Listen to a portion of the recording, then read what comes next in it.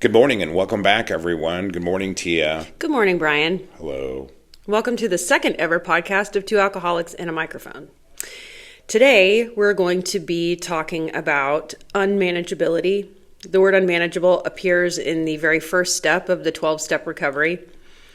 We admitted that we were powerless over alcohol, that our lives had become unmanageable. And a lot of people get stuck on not wanting to admit that anything about them is unmanageable because the word does have kind of a negative connotation. However, our lives were pretty, negative when we came into this program. That's true. And it was hard to see in the throes of addiction just how completely out of control everything had become in all aspects and all ratios of my life. Big same. And alcoholism, addiction in general, is about control. Whether you're self-sabotaging or everything that you do, you are trying to control the outcome. If you can't predict the outcome, you'll just go ahead and sabotage it because that way you know how it's going to turn out. However, there are a lot of things in life that are unmanageable anyway. What did we say the definition of unmanageable is? Well, I had to look it up. I thought you knew off the top of your head. The definition of unmanageable is something that you cannot manipulate or control. And so there's a lot of things in life we can't manipulate or control, like the weather, other people's behavior. The only thing you can control in those situations is your own behavior. Which sometimes it seems hard to do. It does. You come to a point where you have to decide that not everything needs an emotional response. This is correct. If you have nothing nice to say, then nothing needs to be said at all. I was taught that at a young age. Bambi. That was from Bambi. Oh, is that from Bambi? Yeah. Flower. If you can't, or no, was it Thumper? If you can't say something nice, don't say anything at all. Oh shit, we're probably going to get sued because we just quoted a Disney movie. Yeah. Unedited and raw podcasts. I love it. Me too. On the fly. Maybe one of these days we'll have more ability to edit our videos. But right now I don't know how to do that. And we haven't met our venture capitalist yet that will give us the money so that we can pay somebody to do that. We just two alcoholics and a microphone. Mission driven, though. Very much. And our mission is to bring the 12-step recovery program and lifestyle to light. So that way it's more accessible to more people and it can, destroy the stigma around alcoholism, addiction, and mental illness because it's just ridiculous. It's the stigma that kills people. That's unmanageable. Keeps a lot of people away, the overwhelming shame and guilt and combined with the stigma of mental health. So,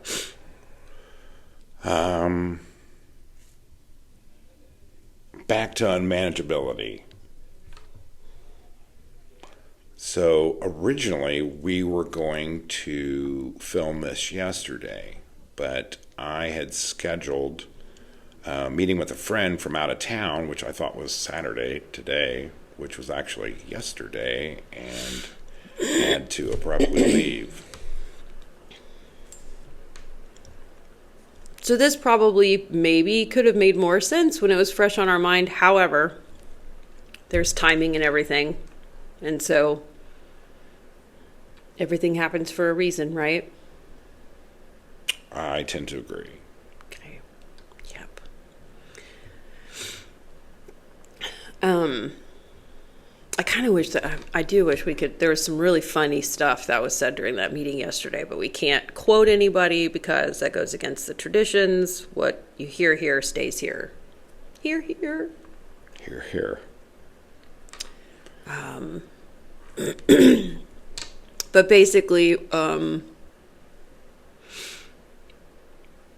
the idea that you were managing while you were actively drinking. I mean, managing because I always knew what to do to chase the next drink. That was my focus. So the rest of my life, all the other stuff you're supposed to do, bills, everything else became unmanageable because I was so focused on managing my drinking. An escape from life. So. And the cool thing is, in early sobriety, all of this seems really daunting, and all of this seems like it's a bunch of BS and just a bunch of hopium. But I'm telling you, it does become intuitive to just be able to handle things that you normally, just to be able to eat that elephant one bite at a time, as opposed to, and knowing how to prioritize what needs to be done first.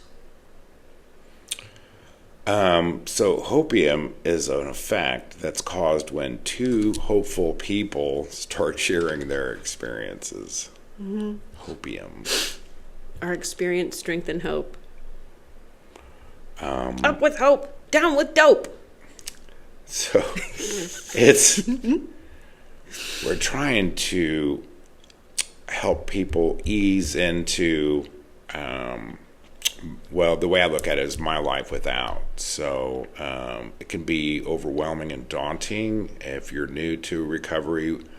I ended up at AA, court ordered a couple times, begrudgingly went, had my paperwork signed.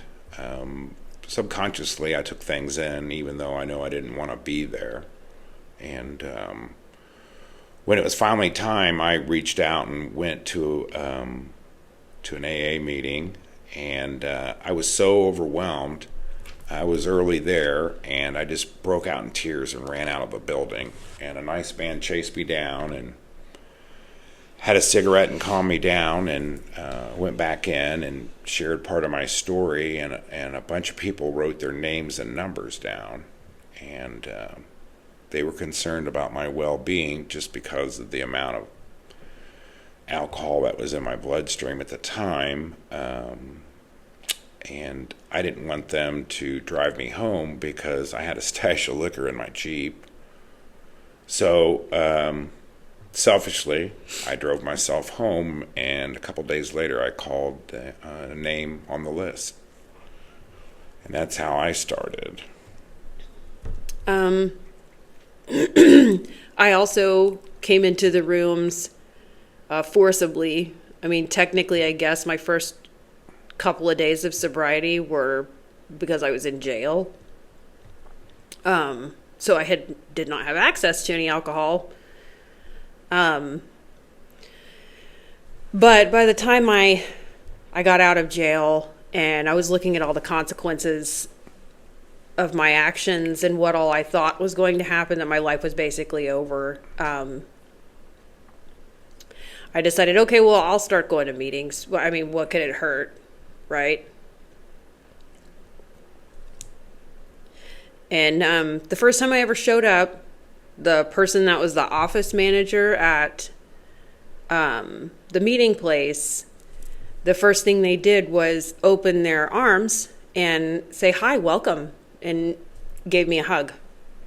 And by the time I got sat down in the meeting and I had my little list that was being passed around for everybody to put, whoever's willing to put their numbers down,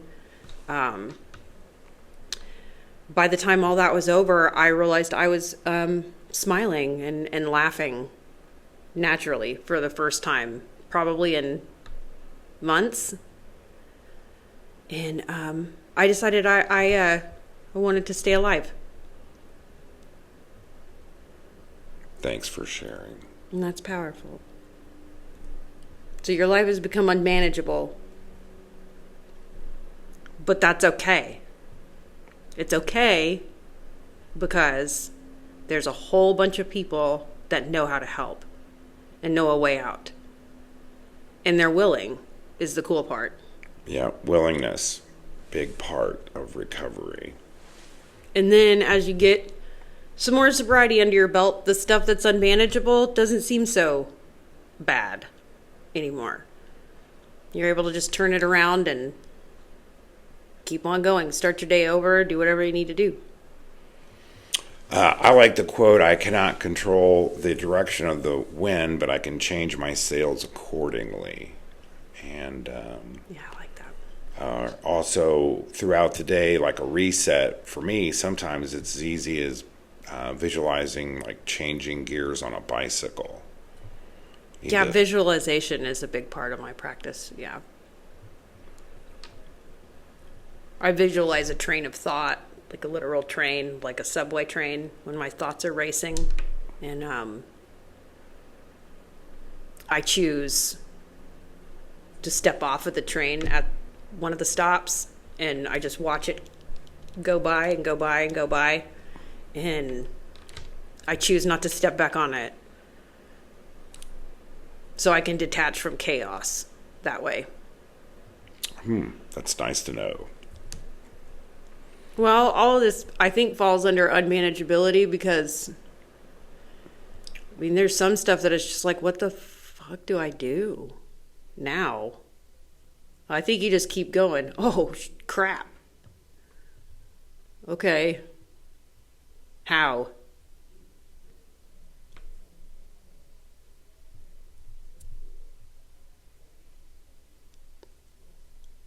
One step at a time, right?